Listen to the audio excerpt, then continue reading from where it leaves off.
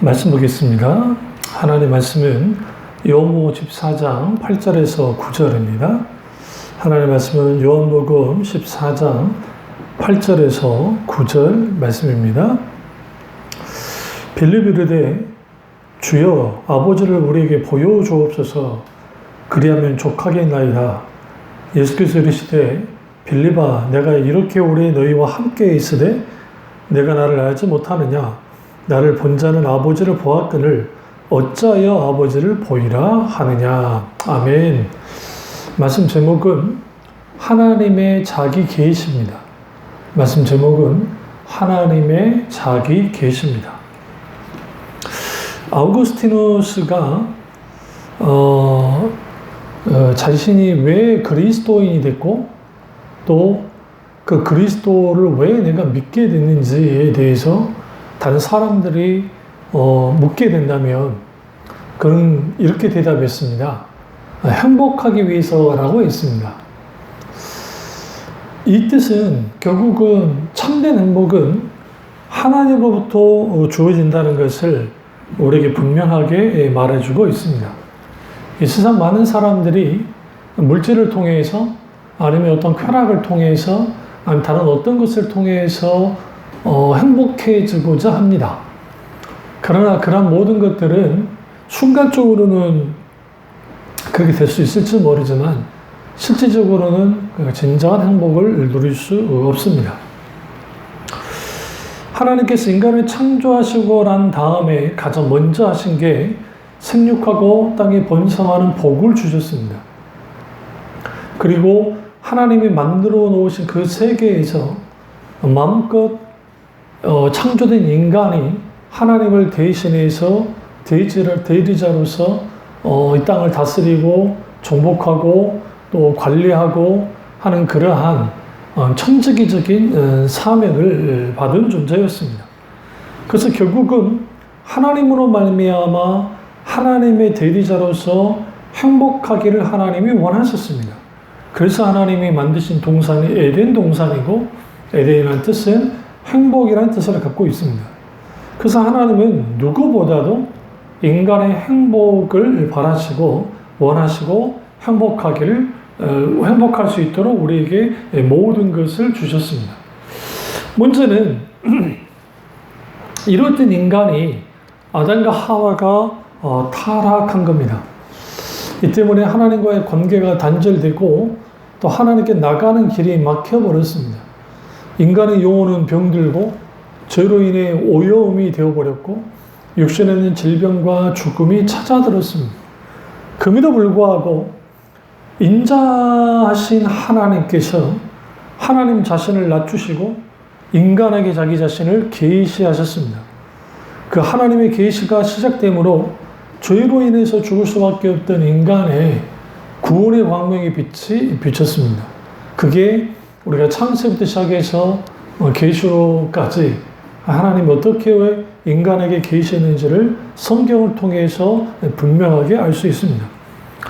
문제는 인간이 죄를 지음으로 인해서 하나님과의 관계가 깨져버렸고 그래서 죄 짓기 전에 하나님과의 친밀한 관계를 가졌던 아담과 하와였지만 죄를 짓고 난 다음에는 하나님과의 관계가 깨뜨려졌기 때문에 그 관계를 인간편에서 해결할 수가 없었습니다.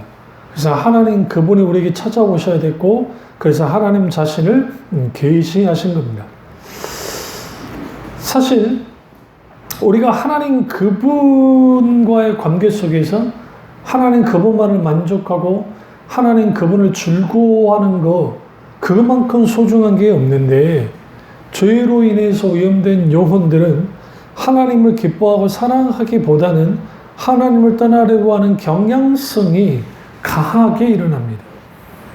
그러다 보니 하나님 그분보다는 다른 것에 또 하나님 그분보다는 다른 것을 사랑할 뿐만 아니라 다른 것에 의미를 부여하기도 합니다.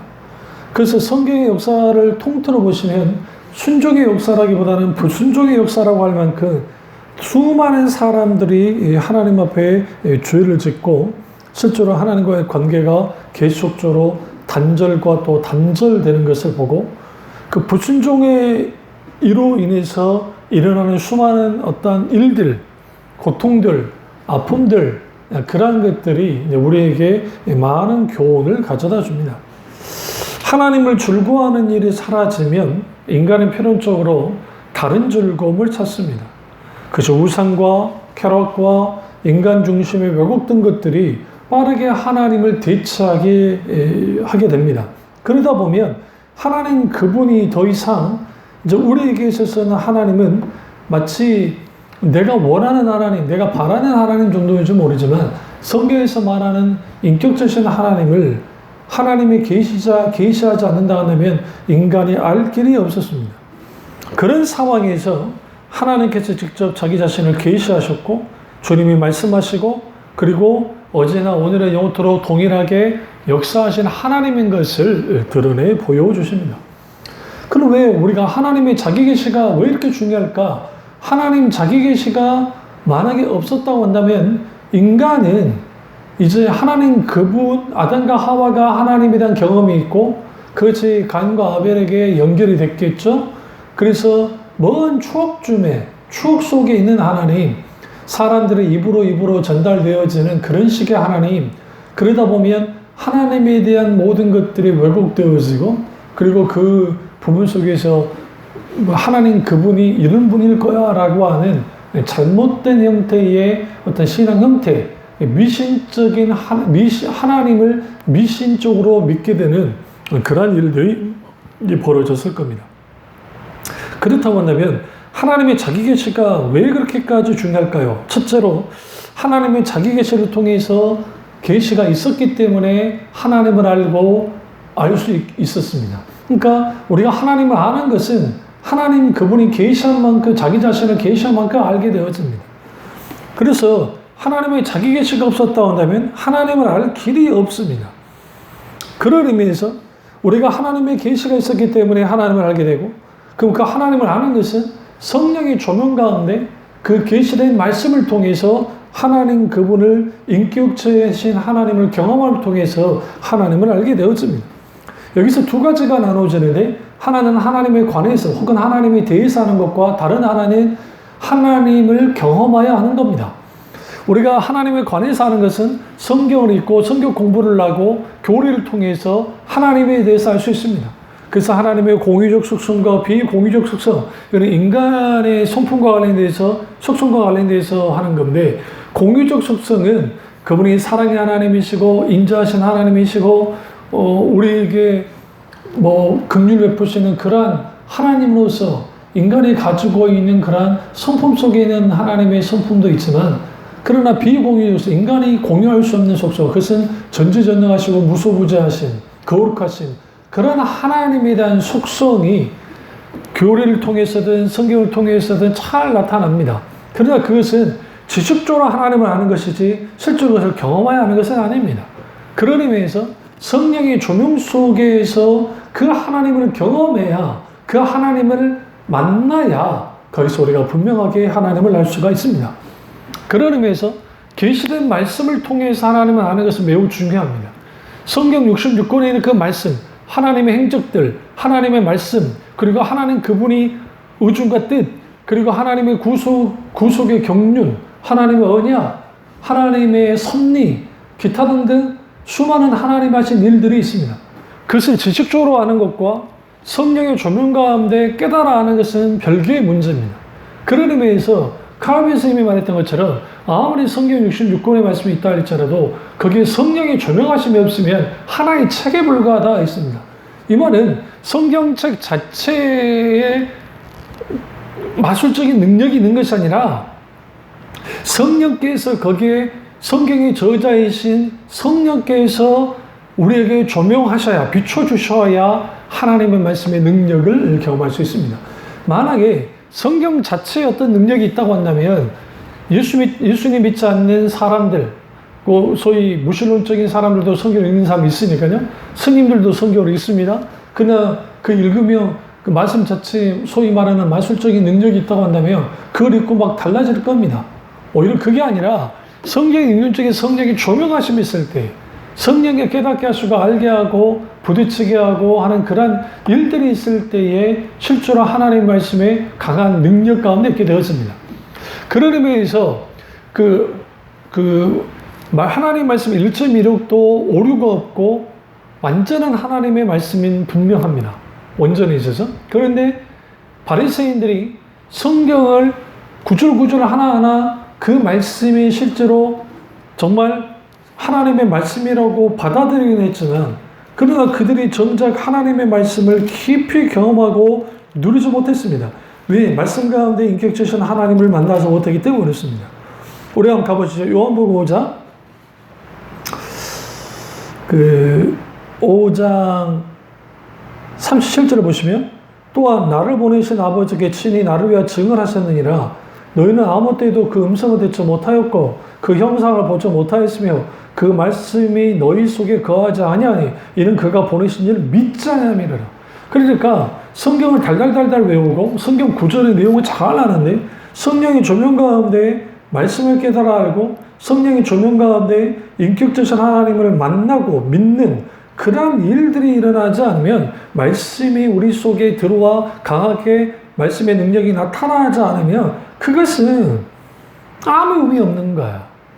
그러니까 우리가 하나님의 계시 속에는 주님이 무작정 그 사람에게 너는 들어 내가 말할게가 아니에요. 거기는 그 성경 저자의 그 계시를 받을 때에 그 사람의 성품, 그 사람의 문화적인 배경, 그 사람의 지식 정도 이 모든 것을 유기적으로 주님이 성령께서 영감하심을 통해서 오류 없게 온전하게 하나님의 말씀을 계시했습니다. 그 계시를 받은 하나님의 사람은 성령의 조명과 성령의 놀라운 역사 속에서 그 말씀이 어떤 말씀인지를 깨달아 알기 시작했다는 거죠. 동시적으로 하나님의 계시, 하나님의 자기 계시는 결국은 인간이 단순히 어떤 책의 내용, 성경의 내용 속에서 하나님의 계시를 알아요. 하나님을 관해서 하는 게 매우 중요하죠. 왜냐하면 그래야 분별이 가능하기 때문에. 그런데 문제는 그것이 전부라고 생각하는 거예요. 지식으로만 내가 하나님 알고 있는데 그게 전부로 끝나버리면 오늘 바리새인들이 했던 심각한 영적인 문제에 봉착하게 되는데 그게 뭐냐면 5장 39절을 다시 보세요. 너희가 성경에서 영성을 얻는 줄 생각하고 성경을 연구하고 우리와 이 성경이 곧 내게 대하여 증언하는 것이라. 그러나 너희가 영성을 얻기 위하여 내게 오기를 원하지 아니하는도다. 나는 사람의 영광을 취하지 아니하노라 라고 말합니다. 그러니까 영성을 얻기 위해서 성경을 연구했다는 거죠. 성경을 달달달달 외웠다는 겁니다. 그런데 정작 그 성경이 예수님에 대해 증언하는 것인데 그것을 믿지 않았다는 거예요. 예수님을 믿지 않았어요.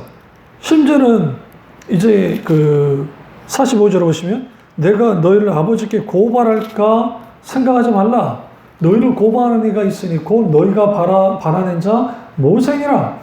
모세를 믿었다라면 또 나를 믿었으니 이는 그가 내게 대하여 기록하였음이라. 그러나 그의 글도 믿지 아니하거든 어찌 내 말을 믿겠느냐 하시니라. 그럼 여기서 굉장히 중요한 게 모세를 믿었더라면 여기서 모세 그 믿음의 대상이 아니잖아요. 모세는요. 그 무슨 말이냐면 모세 오경 창세기, 출애굽기, 레위기, 민수기, 신명기 모세가 썼는데 그 모세 오경에 그 말씀을 믿지도 않으면서 예수님은 믿지 않는 거죠. 그러니까 모세가 계시를 받고 그 계시된 하나님을 믿었던 것처럼 예수님을 믿어야 되는데 믿지 않았다는 거죠. 그리고 모세가 그리스도에 대하여 기록했다라는 겁니다. 그거 썼던 모세오경도 믿지 않으면서 내 말을 믿겠느냐라고 하시는 거예요. 여기서 우리는 중요한 것을 발견합니다. 하나님의 자기 계시가 있다고 해서 모든 사람이 깨달아 하는 게 아닙니다. 결국은 하나님이 자기 계시를 통해서 첫 번째 뭐라 했죠? 하나님을 알도록 했습니다. 그 하나님 그분을 알도록 하셨는데 중요한 건 뭐냐면 그 안다는 것이 단순히 지식적으로 하는 것이 아니라 사실적이고 실질적이고 개인적으로 경험하여 하는 것을 의미합니다.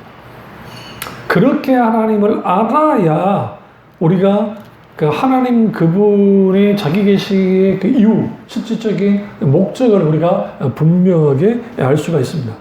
두 번째는 하나님의 자기 계시를 통해서 하나님을 이해하게 했습니다. 그러니까 하나님은 압니다. 하나님의 아는 만큼 하나님을 사랑할 수 있고, 하나님을 사랑하는 만큼 하나님을 신뢰하고, 하나님을 신뢰하는 만큼 우리는 하나님께 순종할 겁니까?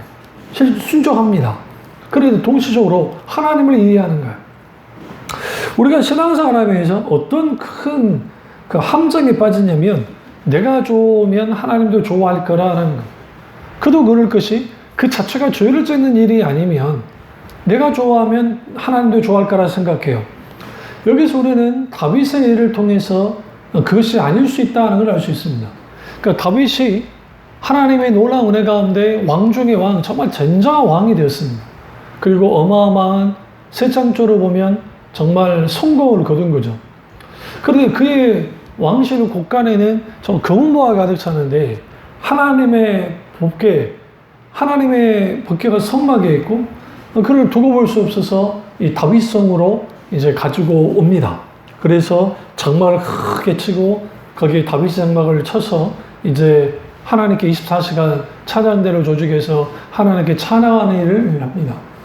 근데 이제 문제는 뭐냐면 아무리 들여다봐도 그 천막 안에 계속 하나님 법궤가 있다는 거에 다윗이 마음이 걸려서 그래서 이제 성전, 나단 선지자에게 성전을 건축하기를 원한다는 그 말을 합니다. 그러니까 선지자에게 그 말을 하니까 선지자가 기꺼이 너무너무 정말 잘 생각하셨다고 기뻐하면서 하는데 하나님께서 그것을 막으십니다. 그리고 오히려 그의 아들 때에 이제 그 성전을 지어야 된다라는 말씀하시죠. 우리는 여기에서 다윗이 하나님을 위해서 성전을 짓는 것은 너무너무 귀한 것이고 누가 봐도 책망할 일이 아닙니다. 근데 왜 하나님이 막으셨을까요? 그 이유는 크게 두 가지가 있습니다. 하나는 다윗이 자원함으로 성전을 짓는 것 자체는 문제가 없는데 다윗이 그 자신의 정말 하나님께 감사함으로 지은 거예요. 그러나 후대의 사람들은 이 다윗이 건설한 성전으로 취급당할 수 있어요. 첫 번째가. 두 번째는 하나님의 영광을 본의 아니게 다윗이 가릴 수 있었습니다. 그러니까 다윗이 자신도 모르게 하나님의 영광을 가리는 거예요. 다시 말하면 자기 자신의 자원을 가지고 이때까지 이루었던 것들을 가지고 하나님께 하는 것들. 그런데 여기서 성경에는 분명하게 다윗이 성전을 짓지 못하게 했으면 피를 많이 흘렸기 때문이다 라고 말씀하셨습니다. 너는 정복군주로서 피를 많이 흘렸어. 그러니까 그런 상황에서 네가 짓는 것은 원치 않아 라고 주님이 분명히 말씀하셨어요. 그러나 그것과 동시에 사실은 다윗을 위해서 하나님이 그렇게 하신 겁니다. 하나님은 철저하게 다윗이 교만하지 않도록 그 모든 것을 이루어지면 그의 성과물이 성전을 통해 드러나게 되어지면 자칫 잘못하면 다윗이 하나님의 영광을 취할 수 있는 그런 위험에 빠질 수 있습니다. 하나님은 이 모든 것들을 제거시킨 겁니다. 그러니까 우리가 생각할 때 하나님을 이해한다 할 때에 하나님이 자기 계시, 하나님이 우리에게 말씀하시고 그 속에 하나님을 이해하는데 그 말씀을 중심으로 이해하면 하나님을 충분히 이해할 수 있죠. 성경의 조명 가운데 깨달으면. 그런데 우리도 모르는 상황에서 내가 보기에 좋아. 그러니까 하나님도 좋아할 거야. 그렇지 않다는 겁니다. 반대로 볼까요? 내가 싫어해요. 그런데 하나님이 원하실 때가 있어요. 그 대표적인 요나입니다. 그러니까 니느웨에 가서 복음을 선포하라는 하나님의 말씀. 그 말씀을 들었고 그리고 요나가 니느웨로 가라고 주님 말씀하십니다. 그게 너무너무 싫어서 이제 다시스로 도망치려고 지금 스페인 지역입니다. 그 도망치려고 막 타고 가버리는 거죠. 여기서 뭐가 충돌하냐면 하나님이 원하는 것과 인간이 원하는 것이 충돌하는 것이죠. 그러니까 다윗 경우에는 다윗이 원해요. 근데 하나님이 유보시키면서 그건 아니라고 그래요. 반대로 하나님이 니느웨에 복음 전하기 원해요. 근데 선지자가 아닌다라고 그래요. 여기에서 하나님에 대한 이해가 상충되어지고 충돌되어집니다. 그런 의미에서 우리가 그 하나님 그분의 자기 계시, 그러니까 하나님 그분의 자기 계시 그 말씀 속에서 하나님 자신을 드러낼 때에 우리는 하나님을 이해할 수 있어요. 그 우리가 종종 사람들이 어떤 실수를 하냐면 하나님 그분은 이럴 거야, 저럴 거야 라는 생각을 하는 경우가 많아요. 그러니까 우리 생각에 하나님은 이 부분에 대해서는 크게 문제 삼지 않겠지라는 생각을 하지만 정작 우리가 잘 들여다봐야 돼요. 정말 그것이 하나님의 목적과 영광과 그를 위한 건지 아니면 나의 정욕과 나의 야망을 위한 것인지 분명히 볼 필요가 있죠. 그러니까 예를 들어서 어떤 성전 건축을 한다, 성전 건축, 교회 건축을 한다 할 때에 이제 정말 교회 건축 자체는 얼마나 정말 그 박수를 받을 만한 일입니까? 그만큼 귀한 게 없죠.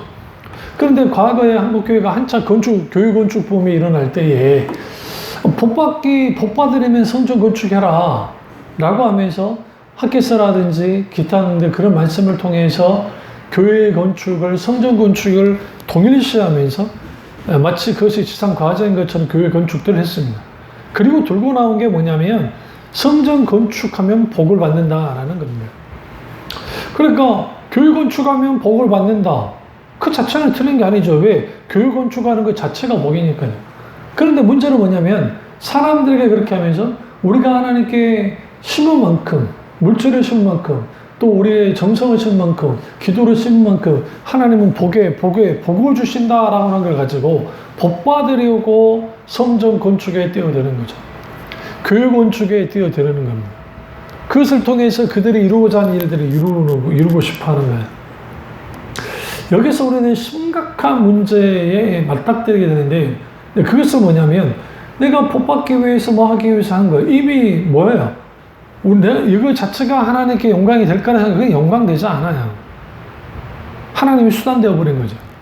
더 큰 문제는 과거의 교회들이 이제 막 천막이나 뭔가를 쳐놓고 어떤 아파트 그런데 뭐 딱지 같은 걸 받아가지고 딱지를 팔아가지고 교회를 불법 건축하는, 불법보다는 이제 어떤 돈을 모아가지고 건축하기도 하고 다른 어떤 인간적인 수단과 방법을 이용해서 그런 건축들을 막 교회에 하나님의 지상 명령이라고 막 해버리는, 과도한 빚을 지면서 교회를 건축하고 또 교인들 집을 저당 잡혀서 그렇게 했는데 교회가 넘어가니까 성도들의 집까지도 풍비박산을 나는 그런 일들이 비일비재하게 일어났습니다. 그러니까 이러한 것들, 그렇다고 한다면 그런 인간의 욕망과 욕심 때문에 지는 것인가? 과거 한국교회는 건물을 지으면 사람이 몰려온다는, 사람이 치워진다는 실질적인 그런 시대가 있었고 그런 환상이 있었습니다. 오늘날의 시대에는 그런 일은 거의 일어나지 않습니다. 그런 의미에서 우리가 정말 하나님 그분을 내가 믿는데, 근데 그분을 내가 이해하려면 하나님의 본심이 무엇인지를 이해해야 돼요. 그래서 이사야를 통해서도 하나님의 마음과 인간의 마음이 같지 않고 우리가 하나님 그분의 마음을 알지 못한다라는 거예요. 하나님의 본심 우리가 고통당하는 것이 아니라고 분명히 말씀하시죠. 그런 것처럼 우리가 하나님의 자기 계시를 통해서 하나님의 본심을 드러냈는데 하나님을 이해하지 못할 때가 있어요. 그 대표적인 게 우리가 고난과 고통을 당할 때예요. 그 예기치 않은 고난과 고통을 당할 때 내가 신앙생활을 참 잘하고 있었는데 왜 내게 이런 일들이 벌어지고 이런 문제가 발생되어지는가? 그것 때문에 시험 들고 그것 때문에 힘들어하고 그것 때문에 아파하는 경우가 있습니다.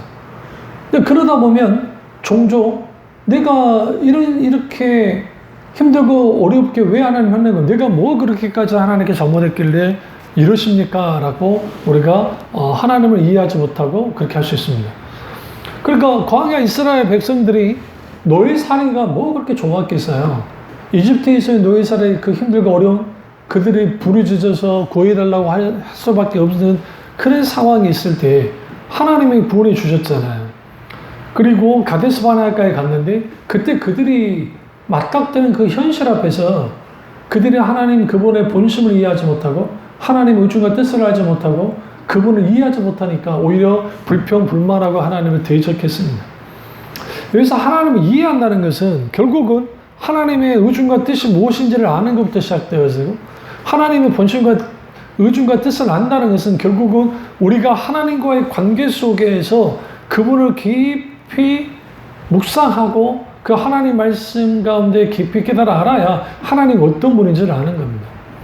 그 과거에 한국교회 주일 성수 안 하면 하나님이 두드려 팬다라고 하는 율법주의적인 두려움을 가지고 신앙생활을 했습니다. 물론 주일 성수하지 않는 것은 하나님 모시기 아름다운 것도 아니고 권장할 만한 일도 아니고 아주 심각한 신앙의 문제를 일으키는 겁니다. 사실 주의 송수를 하지 않고 주의 송수가 무너졌다는 것은 그 사람의 신앙은 다 끝장이 났다는 것을 분명히 말합니다. 근데 그럼에도 불구하고 많은 사람들이 그래서 뭐 천국에 갔다 왔다 하는 사람들이 뭐 주의 송수를 하지 않고 사업이 참 잘 됐었는데 차 타고 가다가 차 사고가 나가지고 그 죽게 된 정말 엄청나게 다쳐서 이제 정말 그 뭐 뇌사상탄이 비슷한 그런 상태에 있다가 정말 극적으로 깨어나서 천국을 경험하고 왔다 하는 분들이 있어요. 그래서 그걸 통해서 막 이제 천국 간증을 하죠. 그걸 통해서 주의 송수하자는 것은 큰 죄이고, 그리고 하나님을 가만두지 않고 또 11조 하지 않는 것은 엄청난 큰 죄이기 때문에 그걸 굉장히 하나님이 엄하게 다루신다. 그건 도둑질인 것이다 라고 하는 거죠. 물론 11조 하지 않는 것은 심각한 문제죠. 그런데 문제는 그게 공포심과 소위 그 사람들을 향해서 어떤 그런 강압 아닌 강압을 통해서 그렇게 막 해버리는 거예요. 문제는 그렇게 함을 통해서 뭔가 이제 자기들이 원하고 바라는 것들, 그 교회에 뭐 도움이 되는 것들을 할지 몰라도 그게 신앙의 것이다. 그래서 소위 인간유의 신앙, 심으면 거둔다고 하는 인과유의 신앙을 강조하다 보니까 자칫하면 자기 공덕과 자기 의를 내세우는 과오를 보면 그게 율법주의거든요. 그러니까 그런 식의 되어지는 것은 내가 이렇게만 하나님이 기뻐할까라고 하는 그런 식의 이해를 갖고 있는 거야. 이스라엘 시대 이스라엘 백성들과 호세아 시대 백성은 다 마찬가지예요. 하나님께 열정적으로 제사를 드렸어요. 근데 하나님은 그 제사를 원치 않으신다잖아요. 왜? 나는 하나님을 알고 사랑하기를 원한다고 주님 말씀하시잖아요. 그런 것처럼 하나님 그분을 이해하지 못하는 가장 근본적 원인은 뭐냐면 하나님에 대한 관심이 없어요. 그리고 그 예전에 그 책 가운데 예수님이라면 어떻게 하실까라는 생각, 그런 책 있잖아요. 그처럼 하나님이 어떻게 생각하시는지 의중한 뜻을 묻지는 않거든요. 쭉 내가 필요로 하는 것만 기도를 하지 정작 하나님의 의중한 뜻을 묻지 않는, 그러다 보니까 거기에서 어떤 일이 벌어지냐면 그것을 묻지를 않으니까 하나님의 의중한 뜻을 알 기회가 없죠. 그러니까 내 생각이 하나님의 생각이라고 생각하는 거예요. 편할 대로. 그렇지 않다는 거죠. 그래서 하나님의 자기 계시를 통해 하나님을 이해 안 하는 거, 하나님을 이해하려면 하나님 그분의 의중과 뜻을 계속 구하면서 하나님의 얼굴을 구하는 기도를 나아가야 되고, 그리고 어떠한 내가 가지고 있는 수많은 그 의제들, 내가 하고자 하는 어떤 생각들, 그런 것들을 하나님께 분명하게 내려놔야 돼요. 내려놓고 하나님의 분명한 의중과 뜻을 구하여 나올 때 거기로부터 하나님이 되시는 놀랍고 놀라운 하나님의 역사가 분명하게 일어나는 겁니다. 그래서 우리는 하나님 그분이 계시하지 않으면 하나님이 존재한다는 사실조차도 알 수 없을 것이고, 또 하나님 그분이 계시하지 않으면 하나님을 알지 못하는 당연하고 하나님을 이해할 수도 없습니다. 그래서 이 계시라고 하는 그 단어는 뜻은 감춰 있던 것을 드러내 보여준다, 혹은 숨겨져 있던 것을 폭로한다는 뜻입니다. 여기서 이제 경계해야 될 것은 뭐냐면, 오늘날에도 무슨 계시받는다고 하는 사람들이 있어요. 그거는 아주 잘못된 겁니다.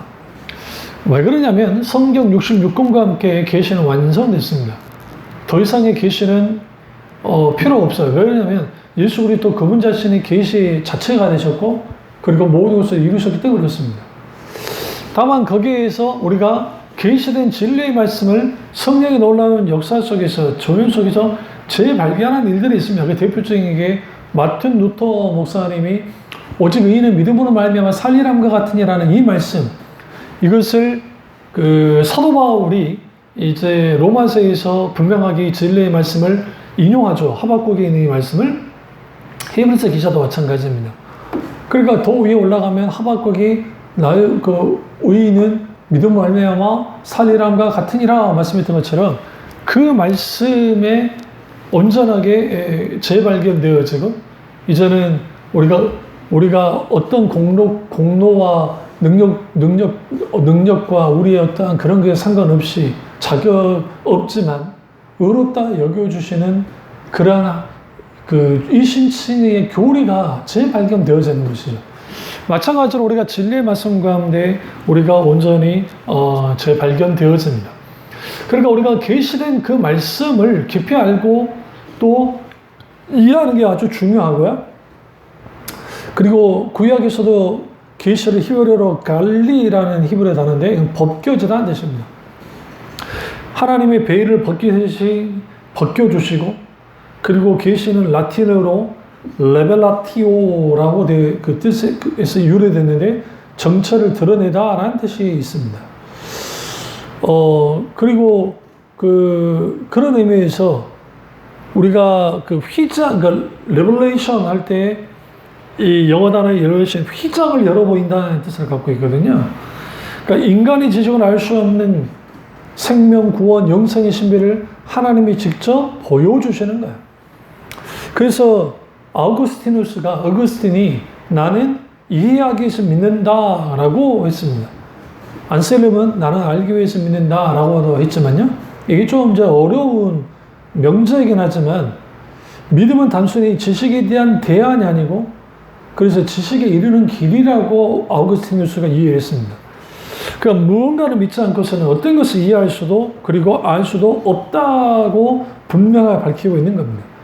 그래서 하나님을 이해하는 것, 그것은 성령의 우리 속에서 그 조명하시고 비추시고 깨닫게 하시고 알게 하시는 일들이 일어나지 않으면 불가능해요.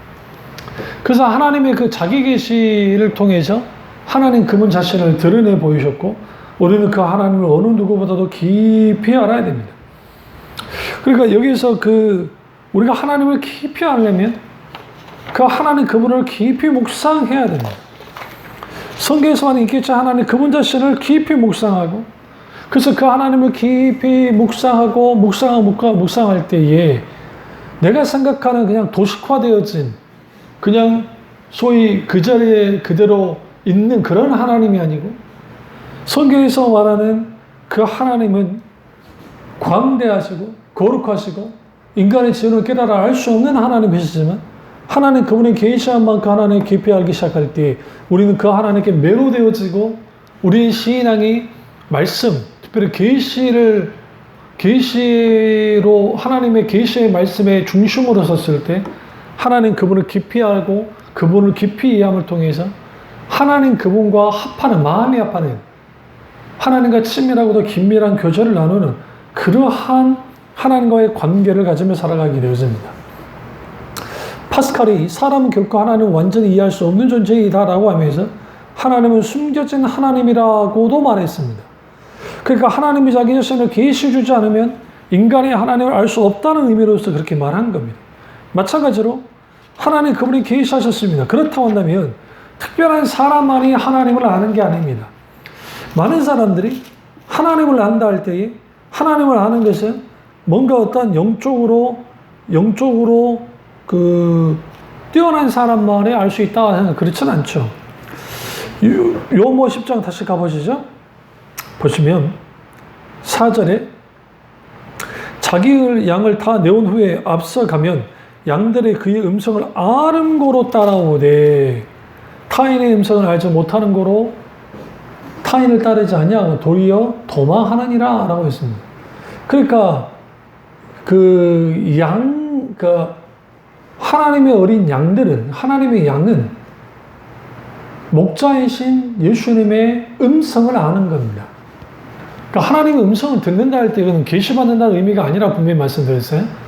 성경의 주변 가운데 깨달아진 말씀 주로 성경을 통해서 알지만 그러나 다양하게 하나님 우리에게 말씀하시잖아요. 때로는 기도 가운데, 내적 감동 가운데, 아니면 어떤 환상과 꿈, 아니면 어떤 내 일상의 삶 속에 일어나는 일들, 기타 여러 가지 통해서 하나님의 그 음성이 들려주는데, 근데 그럴 때 내 양이 음성을 듣고 아는 거죠. 그리고 우리가 하나님 그분을 아는 것이 매우 중요한 거야. 그래서 그 요한복음 10장 11절 보시면 나는 선한 목자라. 선한 목자는 양들을 위하여 목숨을 버린다라고 지금 말씀하시죠. 우리의 목자는 우리를 위해서 목숨을 버리는 목자이세요. 그런데 놀랍게도 14절 나는 선한 목자라. 나는 내 양을 알고 양도 나를 아는 것이 아버지께서 나를 아시고 내가 아버지를 아는 것 같이 나는 양을 위하여 목숨을 버리노라. 예수님이 나를 아는 것처럼 나도 예수님을 아는다는 거예요. 구원받은 하나님의 자녀예요. 여기서 안다는 것은 게노스코 단순히 지식으로 안다는 것이 아니라 경험을 통해서 안다는 거예요. 그러니까 우리가 하나님의 자기 계시를 통해서 우리가 하나님을 알게 되어지는데 그 안다는 것은 결국은 단순히 지식으로 아는 것이 아니라 경험을 통해서 아는 걸 뜻하고 그 하나님을 알면 아버지께서 나를 아시고 아버지께서 예수님을 아시고 예수님의 아버지를 아는 것 같으니 나는 양을 위하여 목숨을 버린다라는 거죠.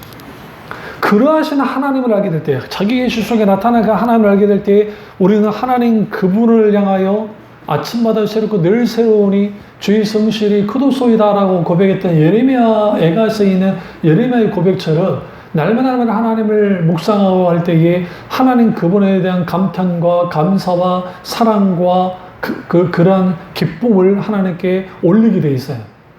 그 하나님에 대한 권태감에 빠진 사람들, 하나님을 떠나는 경향성에 있는 사람들, 영적 침체에 빠지는 사람들의 동일한 특징 중에 하나는 뭐냐면 하나님과의 긴밀하고 깊은 관계 속에 없으니까 이제 하나님 그분이 막연한 하나님으로서 그래서 자기 수준만큼의 하나님을 이해하고 성경에서 말하는 하나님을 깊이 이해하지 못하니까 그 하나님과의 관계를 온전히 갖지 못하는 거예요. 여기서 그 문제가 발생되어집니다.